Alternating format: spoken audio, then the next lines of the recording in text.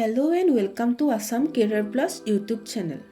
Upcoming ADRE examor সহায় হোৱাকৈ আমি যি 1000 questioner series এটা লৈ আহিছো তাৰ আজি হৈছে part 2 যদি part 1 আপোনালোকে নাই চোৱা তেন্তে description boxত ইয়াৰ লিংক দিয়া আছে চাই লব আজিৰ প্ৰথম প্ৰশ্নটো হৈছে in 1905 the Swadeshi movement in Assam was led by 1905 চনত অসমত স্বদেশী আন্দোলনৰ নেতৃত্বত কোনে গুৰি ধৰিছিল ইয়াৰ অপচনসমূহ আমি চাইলো গোপীনাথ বৰদলৈ তৰুণ ৰাম ফুকন বিষ্ণুপ্ৰসাদ ৰাভা অম্বিকাগিৰি ৰায় চৌধুৰী ইয়াৰ শুদ্ধ উত্তৰ হ'ব অপচন ডি অম্বিকাগিৰি ৰায় চৌধুৰী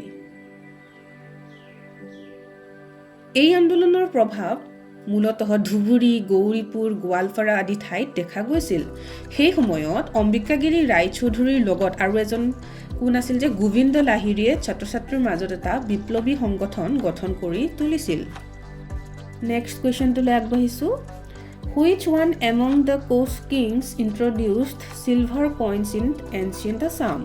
প্ৰাচীন অসমত কোনেনো কোচ ৰজাৰ ভিতৰত ৰূপৰ মুদ্ৰা প্ৰৱৰ্তন কৰিছিল ইয়াৰ অপচনত দিয়া আছে বিশ্বসিংহ নৰনাৰায়ণ লক্ষ্মীনাৰায়ণ বসুদেৱ নাৰায়ণ আৰু ইয়াৰ কাৰেক্ট আনসাৰটো হ'ব নৰনাৰায়ণ তেওঁ কোচ ৰাজ্যৰ ক্ষমতাক বৈধ কৰাৰ উদ্দেশ্যেৰে এই মুদ্ৰাৰ প্ৰৱৰ্তন কৰিছিল লগতে উত্তৰ পূব ভাৰতৰ বৃহৎ অংশ জয় কৰিছিল আৰু পাহাৰীয়া ৰাজ্যসমূহত এই ৰূপৰ মুদ্ৰাৰ প্ৰচলন কৰিছিল এতিয়া আমি নেক্সট কোৱেশ্চনটোলৈ আহিছো Shukladhwaj was popularly known as শুক্লধ্বজক জনপ্ৰিয়ভাৱে কি নামেৰেনো জনা যায় ইয়াৰ অপচনত আছে শিলাৰায় প্ৰতাপ বল্লভ ধৰ্মৰাজ সংগ্ৰামজিত আৰু ইয়াৰ শুদ্ধ উত্তৰটো কি হ'ব ইয়াৰ শুদ্ধ উত্তৰটো হ'ব শিলাৰায় নামটো আমি নিশ্চয় সৰুৰ পৰাই শুনি আহিছো তেওঁক আমি কি নামেৰে জানো যে বীৰ শিলাৰায় তেওঁ কোন আছিল যে তেওঁ কোচ বংশৰ ফাউণ্ডাৰ বিশ্বসিংহৰ পুত্ৰ আৰু নৰনাৰায়ণৰ ভাতৃ আছিল নেক্সট কোৱেশ্চনটোলৈ আহিছো The earliest evidence of man in India is found in ভাৰতবৰ্ষত প্ৰাচীন মানুহৰ প্ৰমাণ ক'ত পাইছিল অপচনবোৰ চাই লওক অপচনত আছে Nilgiri hills Shivalik hills Nallamala hills আৰু নৰ্মদা ভেলী আৰু ইয়াৰ কাৰেক্ট আনসাৰটো কি হ'ব কাৰেক্ট আনসাৰটো হ'ব নৰ্মদা ভেলী নৰ্মদা ক'ত আছে যে ভাৰতত থকা মধ্যপ্ৰদেশত নৰ্মদা আছে ভাৰতত থকা মধ্যপ্ৰদেশৰ পশ্চিম নৰ্মদা অঞ্চলত প্ৰাচীন মানুহৰ প্ৰমাণ পোৱা গৈছে নৰ্মদা হিউমেন আধুনিক মানৱ প্ৰজাতি হৌমো সেপিয়েন্সৰ পূৰ্বে হৌমো ইৰেক্টাছ শ্ৰেণীৰ অন্তৰ্গত আছিল নেক্সট কুৱেশ্চনটোলৈ আহিছো Under whose guidance the Brindavani বস্ত্ৰ was woven by Assamese weavers কাৰ নিৰ্দেশনাত বৃন্দাবনী বস্ত্ৰ অসমীয়া শিপিনীৰ দ্বাৰা বোৱা হৈছিল option A Shankardev option B মাধৱদেৱ option C Silarai option D Sivasingha ইয়াৰ শুদ্ধ উত্তৰ হ'ব অপচন এ শংকৰদেৱ 16 শতিকাৰ সময়ছোৱাত তেওঁ মথুৰা দাস বুঢ়াৰ নেতৃত্বত অসমীয়া শিপিনীসকলৰ দ্বাৰা বৃন্দাবনী বস্ত্ৰ বোৱাইছিল Next question to আহিছো For clothing, cotton cultivation was first introduced in কপাহৰ খেতি প্ৰথমে কোন ঠাইত কৰিছিল ইয়াৰ অপচনত আছে ইজিপ্ট মেছপটেমিয়া চেন্ট্ৰেল আমেৰিকা ইণ্ডিয়া আৰু ইয়াৰ শুদ্ধ উত্তৰ হ'ব ইণ্ডিয়া প্ৰায় ৭০০০ বছৰ আগতে হিন্দু উপত্যকা সভ্যতাত কপাহৰ খেতি কৰা হৈছিল Next question to আহিছো The Great Bath was found at the archaeological site of The Great Bath কোন প্ৰত্নতাত্ত্বিক স্থানত উদ্ধাৰ কৰা হয় option A Ropar option B Harappa option C Mohenjodaro option D Kalibangan correct আনসাৰটো হ'ব option C Mohenjodaro great bath পাকিস্তানৰ মহেঞ্জোদাৰোত থকা প্ৰাচীন গঠন য'ত হিন্দু সভ্যতাৰ ধ্বংসাৱশেষ আছে। ইয়াক আচাৰ অনুষ্ঠানৰ বাবে গা ধোৱাৰ বাবে ব্যৱহাৰ কৰা হয়। নেক্সট কুৱেশ্যনটোলৈ আহিছোঁ। পুৰুষ সূক্ত ইজ এ পাৰ্ট অফ। পুৰুষ সূক্ত তলত দিয়া কোনটো অংশৰ লগত জড়িত? অপশ্যন এত আছে Rigveda, option B Yogasutra, option C Ramayana, option D Bhagavad Gita. আৰু ইয়াৰ শুদ্ধ উত্তৰ হ'ব অপশ্যন এ ঋগ্বেদ। পুৰুষ সূক্ত ঋগ্বেদৰ দশম মণ্ডলৰ 90 নম্বৰ সূক্তত আছে। নেক্সট কুৱেশ্যনটোলৈ আহিছোঁ। Which Veda is related to musical hymns. সংগীতৰ লগত জড়িত থকা বেদ কোনখন? ইয়াৰ অপশ্যনসমূহ চাই ল'ব। অপশ্যন এত আছে ঋগ্বেদ, বিত আছে সামবেদ, চিত আছে যজুৰ্বেদ আৰু ডিত আছে অথৰ্ববেদ। আৰু ইয়াৰ শুদ্ধ উত্তৰটো হ'ব অপশ্যন বি সামবেদ। 4খন বেদৰ ভিতৰত সামবেদ অন্যতম বেদ য'ত 1875টা মন্ত্ৰ আছে আৰু যিবোৰ সুৰত গোৱা হয়। নেক্সট কুৱেশ্যনটোলৈ আহিছোঁ। The ideal of welfare state in the Indian constitution is enrich in which. ভাৰতীয় সংবিধানত কল্যাণকামী ৰাষ্ট্ৰৰ আদৰ্শৰ লগত জড়িত কোনটো? ইয়াৰ অপশ্যনত আছে preamble, directive principles of state policy, fundamental right, 7th schedule. আৰু ইয়াৰ শুদ্ধ উত্তৰ হ'ব directive principles of state policy. কল্যাণকামী ৰাষ্ট্ৰ হ'ল ৰাষ্ট্ৰ শাসনৰ ধাৰণা য'ত নাগৰিকৰ অৰ্থনৈতিক আৰু সামাজিক প্ৰগতিৰ ক্ষেত্ৰত ৰাষ্ট্ৰই গুৰুত্বপূৰ্ণ ভূমিকা পালন কৰে। ই ৰাষ্ট্ৰনীতিৰ নিৰ্দেশনামূলক নীতিত নিহিত হৈ আছে। নেক্সট কুৱেশ্যনটোলৈ আগবাঢ়িছোঁ। The Indian federalism is based on the pattern of which country. কোনখন দেশৰ ওপৰত ভিত্তি কৰি ভাৰতীয় ফেডাৰেলিজম গঢ় লৈ উঠিছে? অপশ্যন এত আছে USA, option B Canada, option C Australia, option D জাৰ্মানী। আৰু ইয়াৰ শুদ্ধ উত্তৰ হ'ব অপশ্যন বি কানাডা। কানাডাৰ ওপৰত ভিত্তি কৰি ভাৰতীয় ফেডাৰেলিজম গঢ় লৈ উঠিছে। ভাৰতত ফেডাৰেলিজম বুলিলে কেন্দ্ৰীয় চৰকাৰ আৰু ৰাজ্য চৰকাৰৰ মাজৰ যিটো সম্পৰ্ক সেই সম্পৰ্ককে বুজোৱা হয়। নেক্সট কুৱেশ্যনটোলৈ আহিছোঁ। The Supreme Court has declared access to the Internet a fundamental right under Article of the Indian Constitution. ভাৰতীয় সংবিধানৰ কোনটো অনুচ্ছেদৰ অধীনত ইণ্টাৰনেটৰ ব্যৱহাৰক মৌলিক অধিকাৰ হিচাপে উচ্চতম ন্যায়ালয়ে ঘোষণা কৰিছে? Option A 14, option B 21, option C 19, option D 17। আৰু ইয়াৰ শুদ্ধ উত্তৰটো হ'ব অপশ্যন চি 19। আৰ্টিকল 19ৰ অধীনত ইণ্টাৰনেটৰ ব্যৱহাৰক মৌলিক অধিকাৰ হিচাপে উচ্চতম ন্যায়ালয়ে ঘোষণা কৰিছে।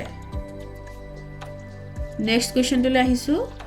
Indian citizenship is lost when. ভাৰতীয় নাগৰিক এজনে ভাৰতীয় নাগৰিকত্ব কেতিয়া হেৰুৱাব পাৰে? ইয়াৰ অপশ্যনসমূহ দিয়া আছে। A person acquires a foreign citizenship, the person renounces the citizenship, the government deprives a person of citizenship for some cause, option D all of the above। আৰু ইয়াৰ কাৰেক্ট আনচাৰটো হ'ব option D all of the above।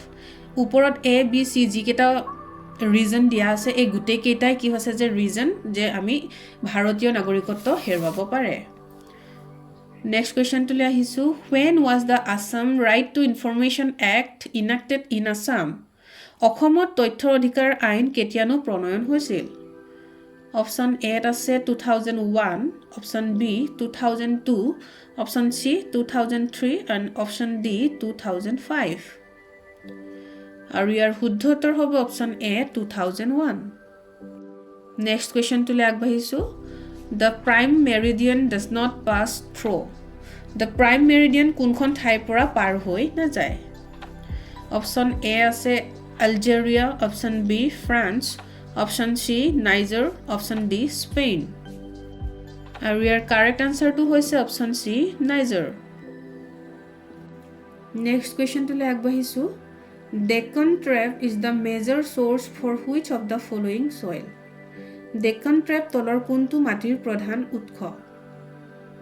ইয়াৰ অপশ্যনসমূহ চাই ল'ব option A red tropical option B chernozem soil option C regur soil option D laterite আৰু ইয়াৰ শুদ্ধ উত্তৰ হ'ব option C regur soil Deccan মালভূমি অঞ্চলত কলা মাটি প্ৰচুৰ পৰিমাণে পোৱা যায় আৰু ইয়াৰ সুকীয়া বৈশিষ্ট্য হৈছে যে কি ডেক্কান ট্ৰেপ নামেৰে জনাজাত কলা মাটিৰ অঞ্চল নেক্সট কুৱেশ্যনটোলৈ আহিছোঁ Rudraprayag is situated at the confluence of rivers Alakananda and Rudraprayag Alakananda নদী আৰু কোনখন নদীৰ সংগমস্থলী ইয়াৰ অপশ্যন আছে option A Bhagirathi option B Mandakini option C Nandakini option D Dhauli Ganga